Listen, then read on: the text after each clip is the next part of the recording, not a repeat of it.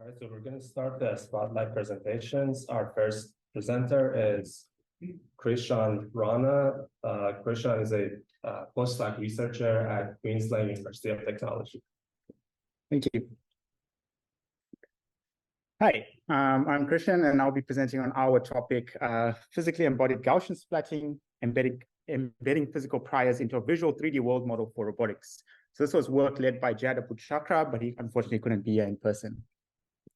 So let's just start off by describing world models for robotics. So world models enable us to predict the outcomes of potential actions from a given state, allowing us to plan in imagination.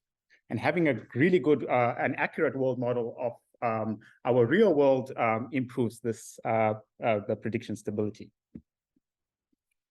So how is this typically done? Usually we have some state representation of the world, which captures all the intricate details of what the robot is actually interacting with in the world. And then we apply an action to the state, and our world model will predict how this state evolves after that action is executed, right? And what is the state representation? Right, so typically, as David Held already described, sometimes we can use a neural representation. In some cases, some encoding of what the world actually captures. So it could be an image and some processing of that image into some latent representation. Recently, there's been some work on using neural radiance fields to capture the 3D structure of the world into some compact representation. A key component, though, of this representation is it has to capture a wide range of physical properties in order for this world model to actually understand how to interact with these state representations. And let's talk about what are these different physical properties that are important when it comes to robotic manipulation. Firstly, there's objectness. So understanding that an object is a holistic 3D entity in the world, and understanding that multiple objects can exist within a particular scene. And then once we have these multiple objects, how can they interact with one another? So understanding contact dynamics, right? So this neural representation has to actually understand that there are two separate entities or multiple separate objects in the scene, and when they actually collide, what actually would happen with these different systems. Then there's also the understanding of dynamics and also foundational physical properties that can enact on these different objects, right? So we have gravity, we have velocity. So when an object is actually moving and we apply another action or another a particular velocity on it, how will this alter the state of that particular object? And then when we have a robot in the actual scene, we have to also understand how this robot interacts with the world, right? And more specifically, the kinematics of the robot, right? This robot is constrained to operate in a particular manner based off its particular morphology, right? So these are all various physical properties that are actually particularly interesting when it comes to robot manipulation, and there's a whole lot more of these, right? So the problem is we're trying to learn this latent or this neural representation to capture all these intricate physical properties of the world, right? And the problem with this is that this latent representation has limited interpretability. So it's hard for us to know, has it actually captured all this knowledge that we want them to encode, right? At the same time, we're trying to learn all of this from data, right? So it requires a lot of data if we want to capture a vast range of different physical phenomena. In simple cases where we've just got a single object, it's a lot easier. But when we have multiple objects with complex contact dynamics and complex manipulation tasks, this becomes a lot more, we would require a lot more of a diverse data set that captures all these corner cases. And all this results in poor long horizon planning stability. So we tend to see these models hallucinate or deform objects in unreasonable ways, or we see robot kinematics actually, they don't conform to certain constraints that are actually physically plausible in the real world. So we asked the question, what if we could induce these properties as priors to facilitate world model learning, right? And we saw that this would be a lot easier if we maintain the 3D structure of the world rather than going into this neural representation or this latent representation. So this is where we propose our idea, which is physically embodied Gaussian splatting. And the basic idea is we leverage particles to model the 3D structure of the world, right? And at the same time, we need to be able to update these particles with information from the world. So we need a bridge between the simulated world and the real world. And this is where 3D Gaussian splatting comes in to actually updates the information that these particles contain. So I'll talk about these two processes, right? There's the modeling phase and the update phase. So in the modeling phase, we want to be able to first capture the 3D structure of the world. And how we do this, I'll brush over this quickly, and we can talk more about this in the poster session. But we'll capture a point cloud of the world, which captures the entire 3D structure of the world. And the nice thing here is we can start inducing various priors into this 3D structure. Firstly, we can use semantics segmentation models to segment out different objects, robots, and different entities in the scene, right? So now we know the different components within our 3D scene. And then once we've got these segmented bits, we now embody these as particles in a particle simulator, right? And once we know the different objects in our particle simulator, we can start inducing different properties such as rigidity between certain particles. If we know it's a rigid block, if we know it's a deformable object, we can change different stiffness coefficients between these various particles. And then at the same time, if we have a robot in the scene, we can also constrain the movement of the particles pertaining to the robot based off the URDF or the known kinematic or the known 3D model of the robot, right? So really nice way of actually inducing all these various priors into our construction of our current world state, right? So we have our forward kinematics of the robot constrained by the known URDF. We have this segmented particles, which we know can actually collide with one another. And then we also have foundational physics, which comes for free from these particle simulators, right? All these particles are actually embodied inside a particle simulator, where we actually don't have to actually learn what gravity is, and we get it for free when the robot actually interacts with these embodied objects. So now the problem is we need to be able to update this information of the particle simulator world or our world model with information from the real world, right? Because we're only going to have the default parameters of our friction coefficients and whatever is operating on these different embodied particle-based objects in our simulator, but they're not really an accurate representation of what's happening in the world, right? So we create a means of differentiably rendering the particle-based world model. And this way, observations from the real world can correct observed errors in the world model. And how do we do this? To enable rendering, we attach 3D Gaussians to each particle, right? So every particle in our simulator now has a 3D Gaussian. And each Gaussian is owned by a particle and is connected through a Gaussian particle bond. So when a particle is moved by the physics system, it takes its connected Gaussian with it. So the Gaussians are our visual representation of the world, right? Because once we have these Gaussians, we can render images and get some visual representation of what our simulated world looks like. And the particles are our physical representation of the world. So we have this nice holistic or state representation of our world, which is made up of particles and Gaussians. So what we can do is we can use Gaussian splatting to render the world and compare it to our current observations that we get from maybe our real sense camera of what the world is actually seeing, right? So when we render when we render from this from our particle-based simulator, and we see that the observation with the real world doesn't agree, we can generate a photometric loss and then backpropagate these gradients into the Gaussian positions in order to correct them, right? But we don't just move the Gaussians alone. The Gaussians are attached to a particle, and all movement is done via the particles. So the displacement of each Gaussian is converted to a force by dividing by the square of the physics time step. And then these visual forces are applied to the Gaussian parent particles. And that's how we essentially move our particles to correspond to what's happening in the actual world, right? So these visual forces are then resolved by the physics system. So the physics system takes into account collisions and gravity and everything else, and then it updates what actually is happening in our physics, what it believes should happen in our physics simulator.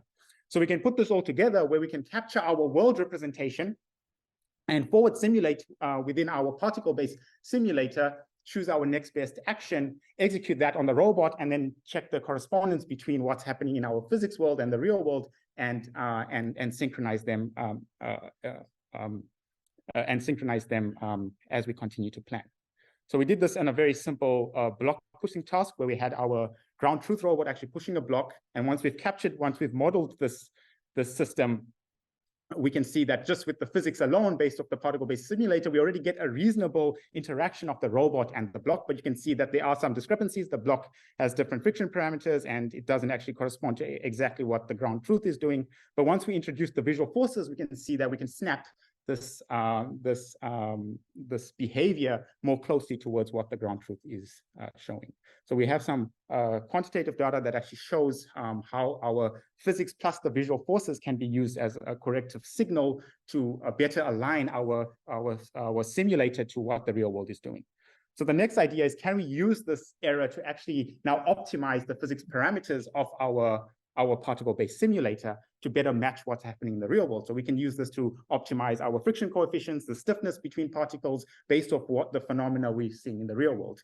So we want to test our Gaussian particle representations on real scenes and then explore how we can integrate this within an MPC or model-based reinforcement learning pipeline. So thank you very much. Please come visit our poster to chat more about this work.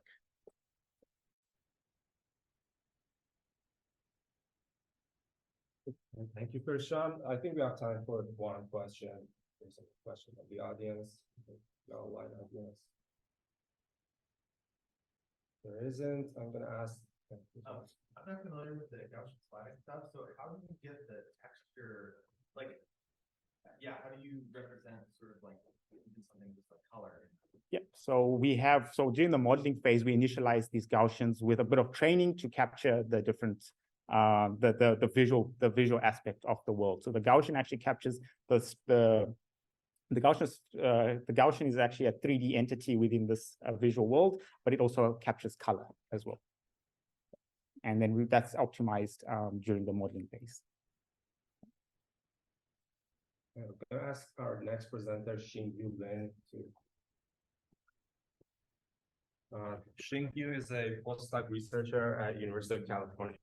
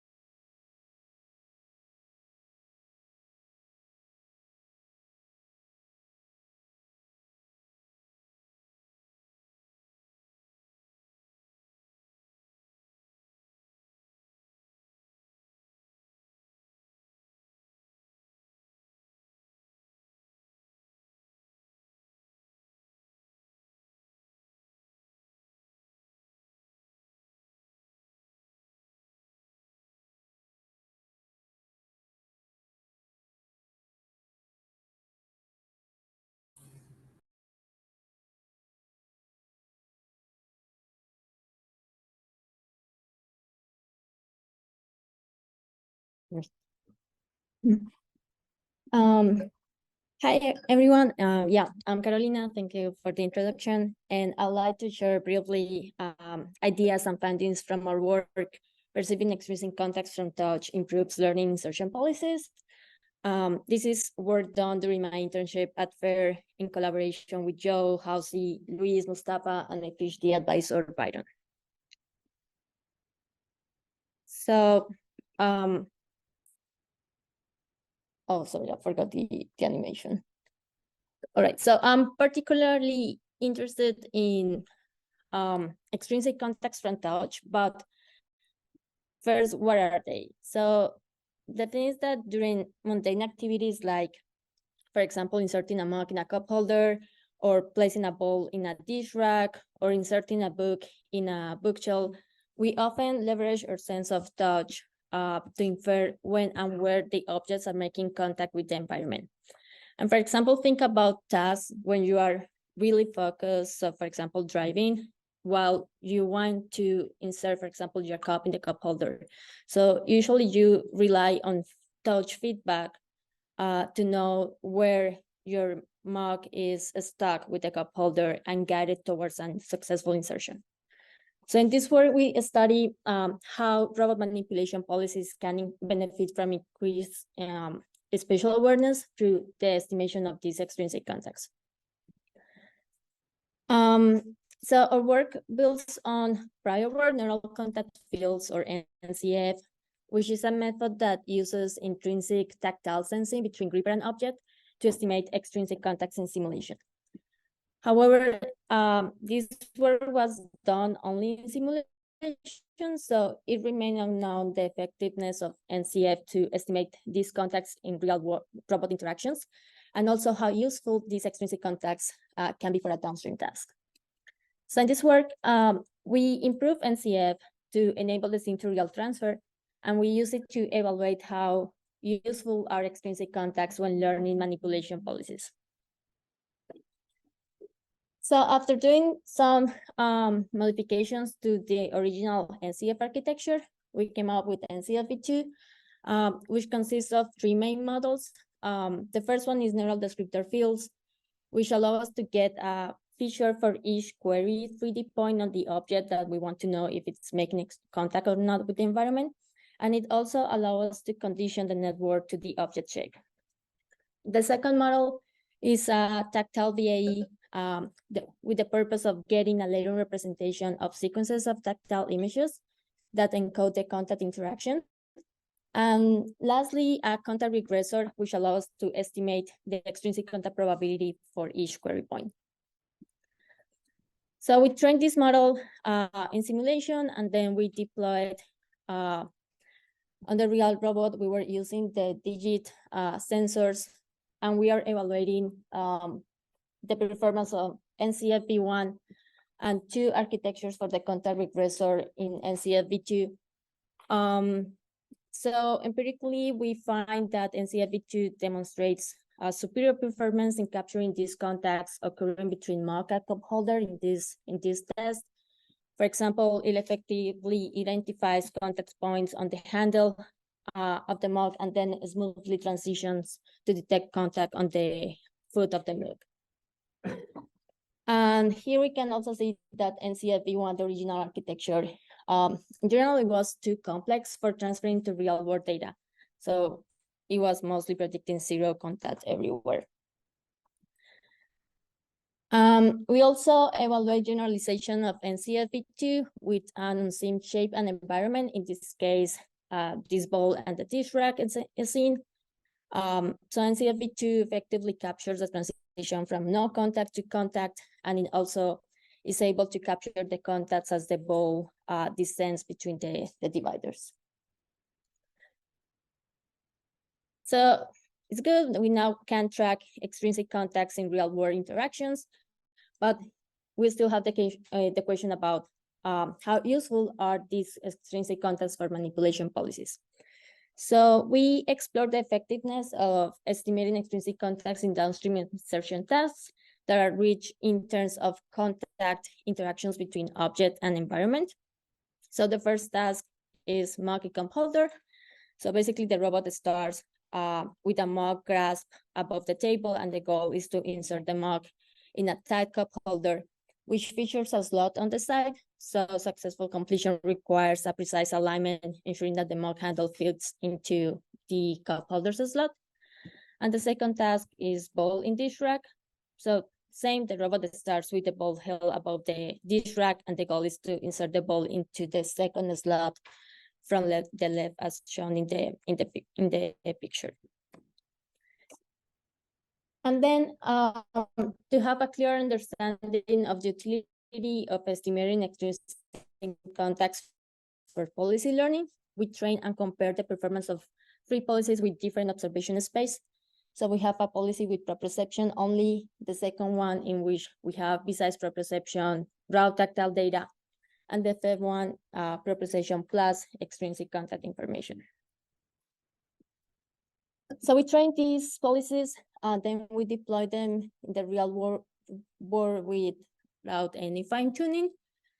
And here are some demos of the policies. So in this example, all policies successfully do the insertion task, but we highlight that the policy with NCFV2, because it has this special awareness, is able to finish the task faster. And for example, having access to tactile data helps the policy to be aware of these contact interactions. And we acknowledge that it's possible to make policies work with raw tactile data, but having access to extrinsic contacts makes policies more efficient since we provide information in the domain of the task, which is contacts. And for example, there are instances where only the policy that is having access to extrinsic contacts is able to finish the task. So to wrap up, the key takeaway, with NCFV2, we can track extrinsic contacts with real-world data, which empirically we find useful for learning more successful and faster insertion policies. There are, of course, some limitations of the method. The current NCF implementation is restricted to tracking extrinsic contacts for 3 specific object classes, mugs, bottles, and bowls. We are assuming that we know the object class a priori and that there's a fixed relative pose during grasping.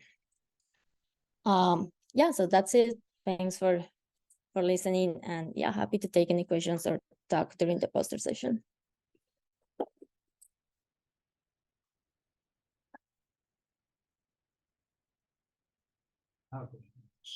So you mentioned fixed grasp pose. Is there an assumption that during the insertion task, the grasp pose is still intact? Or do you also... So it's not gonna be intact, right? Because when there are these contact events, the object will rotate slightly, but we are assuming that that rotation is subtle, like enough for capturing the contact interaction, but not drastic for changing the grasp pose.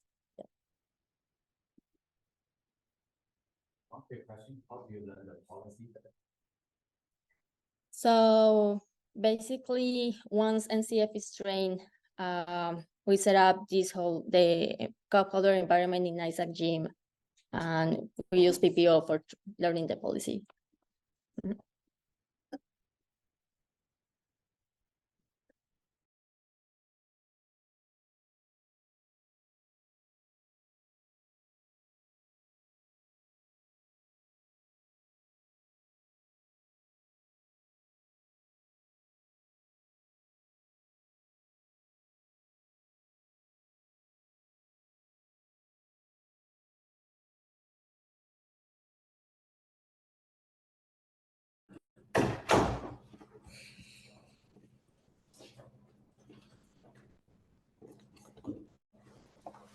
Yeah.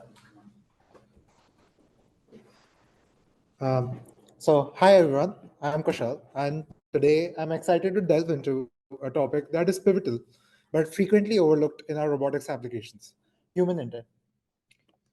My research is aimed at making robots accessible, user-friendly, and practical for everyday tasks from cooking to cleaning.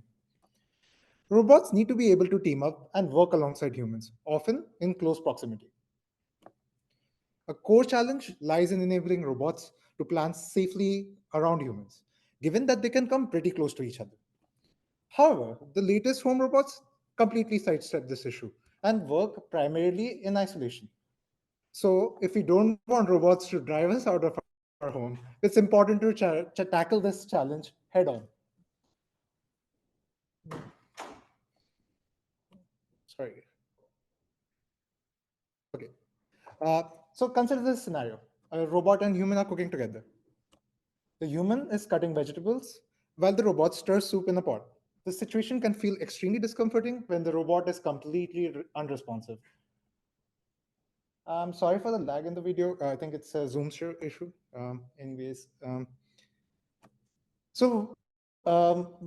This brings us to a key question. How should we think about solving this problem? Can we predict future actions of the human, infer what they intend to do, and plan accordingly? Let's consider these tasks one by one. In the first frame, we see that the robot and human are cooking together. If I could infer that the human is about to come in, I would just stop stirring, right? The second scenario, let's consider, I'm sorry, there's like a big lag between Zoom and the laptop. Like I am seeing something and it's not coming up there. Could be the Wi-Fi issue. Then let's just go with this. Okay, I'll try again. Okay, so in the second scenario, let's say the human and robot are reaching for objects together in a cabinet. If the human is about to pick the pepper, the robot can go for a different object. And finally, let's think about placing. A human is coming in the robot's workspace, so it's not safe for the robot to move yet, and it should stop before proceeding. These are some common pick and place tasks which we see a lot of robot learning applications in, but they always ignore human intent. So I want to highlight this.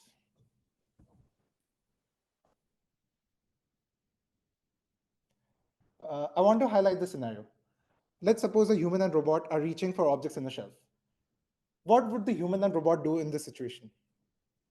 If the robot grabs the tartar sauce, the human grabs the pepper.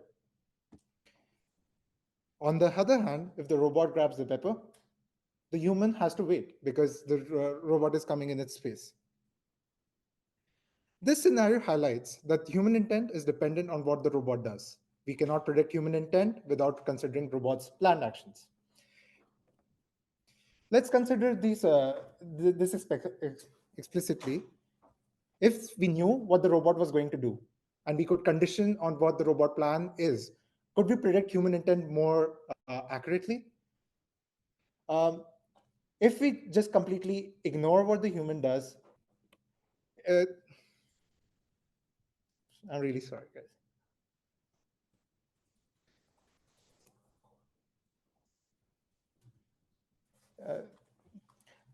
On the other hand, if there's a marginal intention prediction model, which is only conditioning on what the human is doing, we would not be able to ascertain whether it's going for the pepper can or the tartar sauce.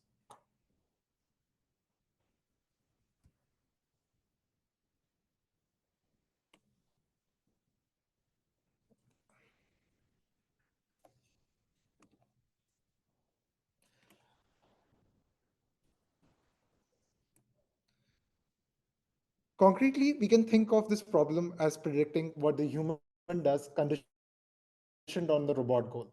Given a context of the scene, the human's history of previous movements, the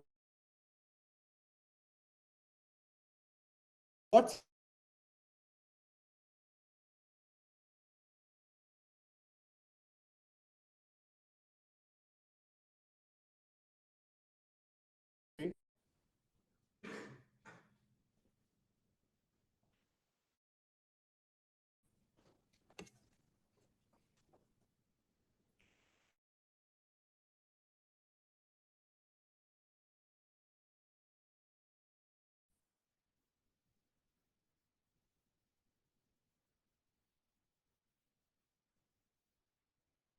can we predict what the human future is going to look like? The framework we are working with is just standard sequence predictions. And nowadays, this is very easy with transformers. Given some human history, some robot history, can we predict what the human future is going to roll like? We additionally want to condition on what the robot is planning to do, which we can basically encode through master attention.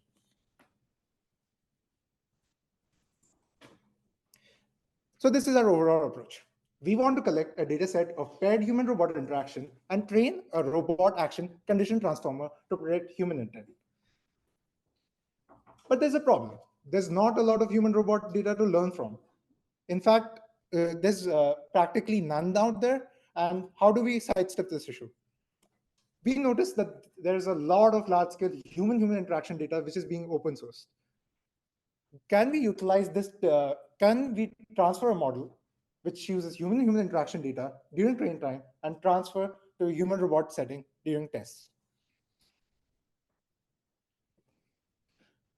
So what this means is that a model which is conditioning on the human actions during train time is able to transfer to robot actions during test time. But humans and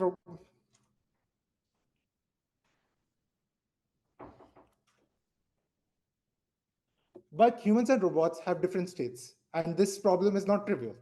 How do we tackle this problem?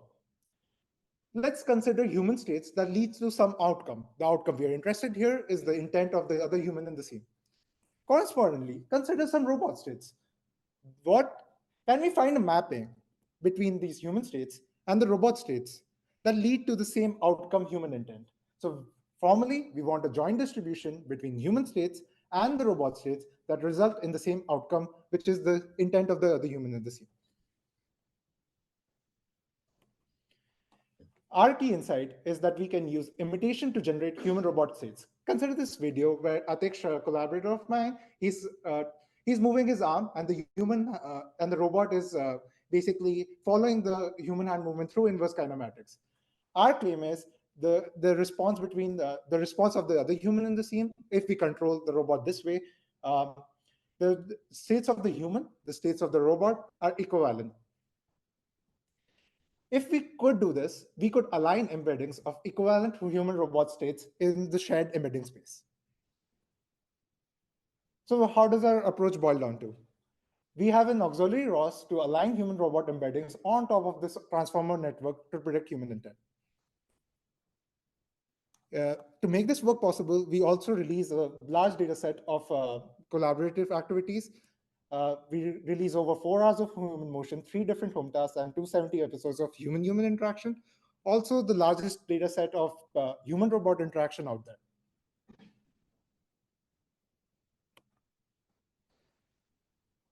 We evaluate our entire model on various users across various tasks, and our system is real-time with our forecaster running real-time, and model predictive control, which uses this forecast in real-time.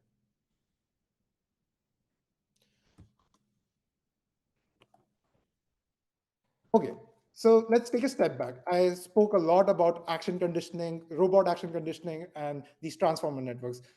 Why don't we just predict human intent based on human history? We could do that, and this would sidestep all this issue with transfer and whatnot. Just predict human future based on human history. That would be a marginal prediction model.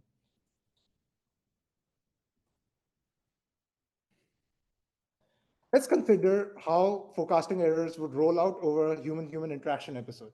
Let's consider the x-axis, which is the time, and the y-axis, which would be the error of our methods.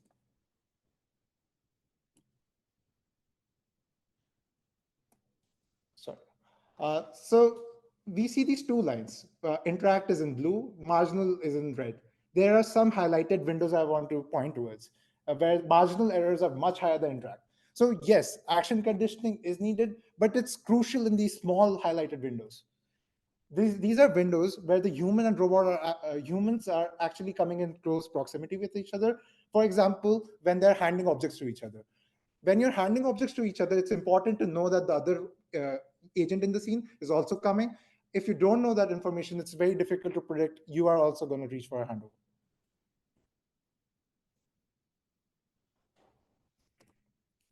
Similarly, let's consider this cabinet pick task. If I could predict that, if I knew that the robot is going for the tartar sauce, it's easier for me to predict as a action condition model that the robot human is going to go for the pepper. And a marginal model in this scenario has very high error in this highlighted window.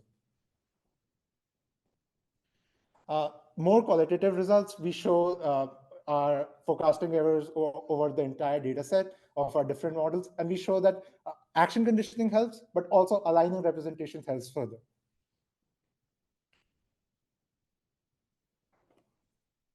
So this brings me to the end of my talk. I'm very excited about some future directions, all based on the key insight that predicting human forecasts is important, but insofar that it informs optimal robot decisions. We are excited about learning these better loss functions because predicting future human motion is hard, but can we instead predict futures that are value equivalent to observed futures? So the harder problem of predicting joint positions accurately, we sidestep that and we think about just predicting the cost function of the problem. Secondly, do we want to guarantee safety? Can we predict pessimistic but plausible futures for the human so that the robot can take them into account? And finally, we are interested in this problem of human to robot skill transfer. Can we learn this kind of human robot teaming from observing how humans interact with other humans? Finally, special thanks to my collaborators, including Prithvish in the audience. And I want to end this talk with some bloopers of us stress testing this method. If there are any questions, just let me know.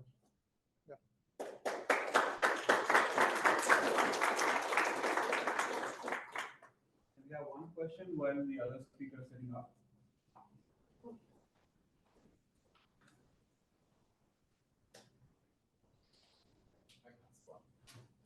How do you convert the goal of the task to the human and to the robots? But how do they know the task is in class object? Yeah, that's a good question. So how do we get the robot goal in order to predict the human intent, right? I mean, how does the robot human know what's the task? Oh, okay. This task is known beforehand to both the human and robot. That's task-specific information. But once you select a task, you have multiple possible sub-goals, right? So a robot could plan towards either going for the pepper or for the tartar, and that could be one of the two possible goals. We evaluate the human forecast for both of these goals, and we see which future is more plausible. Yeah. Okay, we have Stanley Lewis. He's a PhD student from University of Michigan. Over to you, Stanley. Awesome. Thank you much for that intro. So as he said, my name is Stanley Lewis. I'm super excited to present some work that we're doing along with some collaborators, Tom Gao, Nick Yana, and my advisor, Chad Jenkins. So this is a new...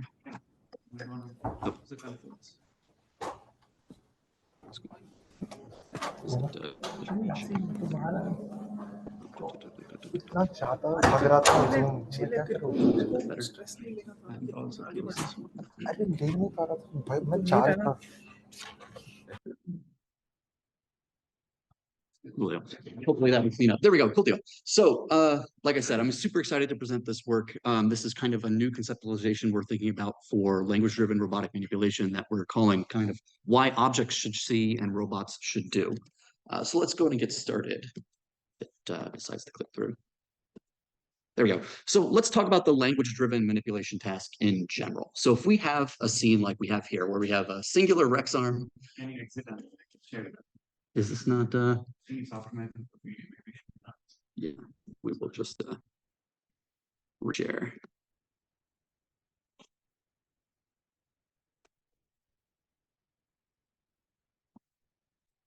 There we go. That looks a little better. Let me re-hide these scrolls.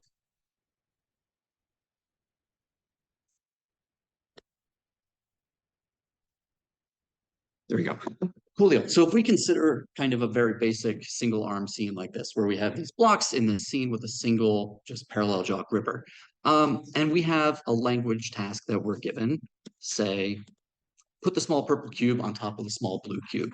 You know, in a traditional robotics literature, kind of the current state of the art, we'll take our RGB LiDAR sensor and we'll maybe identify the purple cube. We will identify the blue cube, and then we'll do a very end effector centric motion plan where we'll start from the end effector and we'll kind of come up down to the purple cube, and then we'll grab, and then we'll move over to the blue cube. But this is a very robot centric approach, which is fine. But if we want to expand on this approach and we want to consider other scenarios, let's say I take Robot 2's hand and I chop it off and I stick it on the end of this Strawson arm, and we want to do some in-hand manipulation. We want to do some kind of dexterous scenario. This kind of very straightforward open-closed gripper formulation has some issues. And then if we want to go even further, and we're just going to put another arm in this scene, and now we want to do bimanual scenarios, which is particularly important when we think about things like articulated objects, like this clamp, like this further falls down, right? So what we want to ask is there a representation we can think of that makes generalizing to these scenarios more straightforward or easier?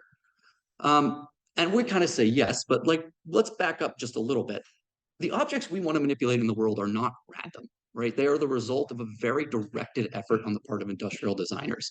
Like the design of everyday things is kind of the canonical textbook, but there's a whole body of literature about how do you put small features, small textures, indicators, things like that on objects like this clamp so that we know that's the handle, the clamp bits are on the top, so on and so forth, right? And so these show up in robotics literature already. The keywords out of Don Norman's book, if it goes, there we go, right? So affordances get talked about a lot. These are what actions does this object enable? We talk from the DARPA Grand Challenge and things like that about affordance templates and things like that.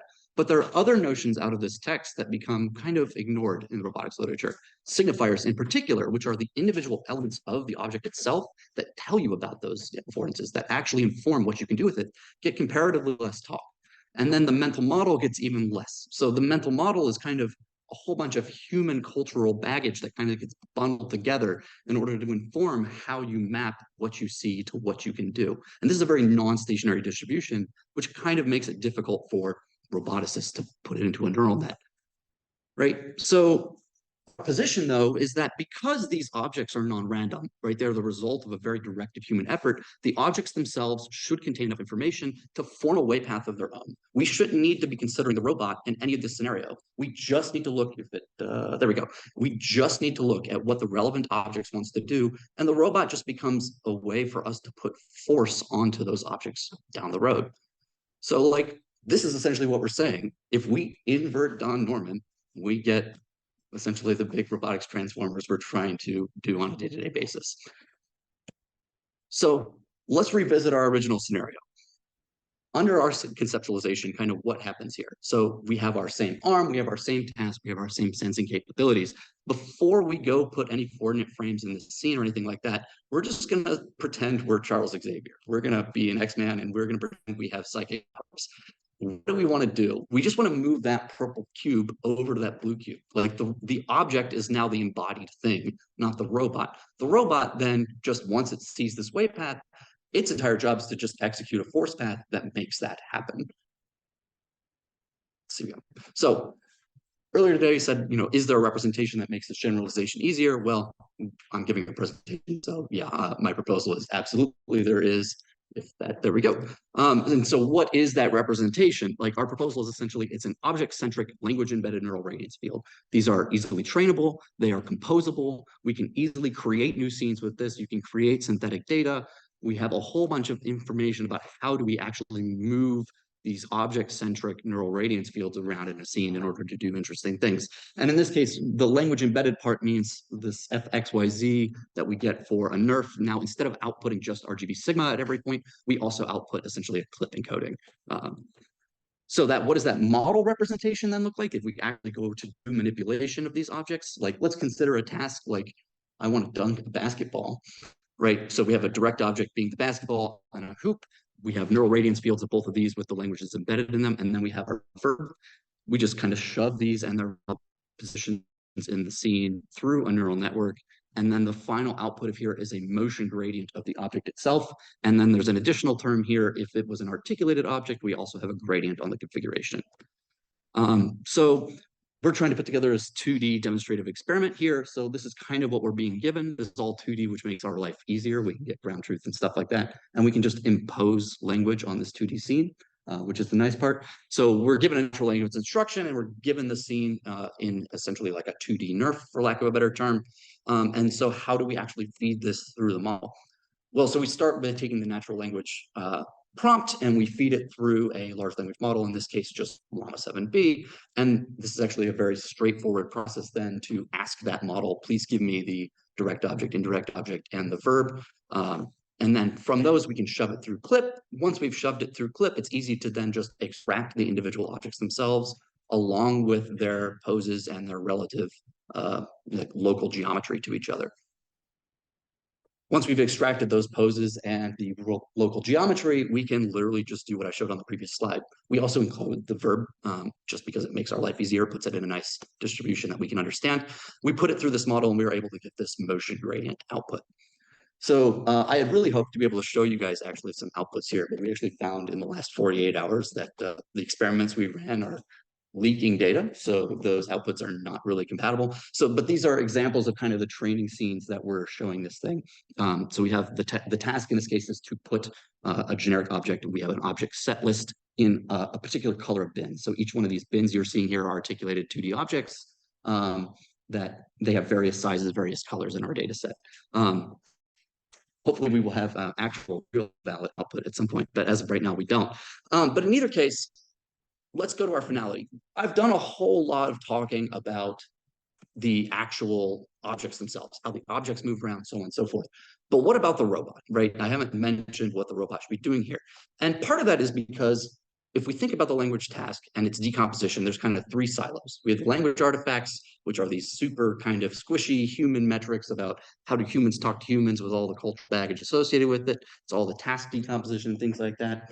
We have these perception artifacts of how do we run CNNs, how do we run NERFs, things like that. And then the manipulation artifacts, which are way, way more grounded. These are your reachability set stuff. This is your Lyapunov problems, things like that. By taking an object-centric approach, we essentially kind of get to factorize this problem. We can put the language and the perception artifacts over to the side and say, okay, we're going to do our very non-deterministic kind of not intuitive deep learning over here. And then we can just do our manipulation on the side over here with our very, very well understood safety guarantee, high performance, optimal controller kind of stuff over on the side. This lets us make more guarantees about what the robot can do and impose more human-informed constraints on the actual motion planning down the road. So that's all I have for today. Thank you guys for your time.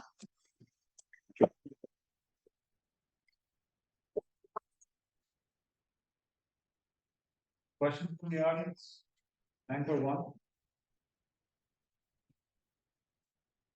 Are you planning to also experiment with like more 3D or photorealistic environments? Yeah, so that is directly the end goal.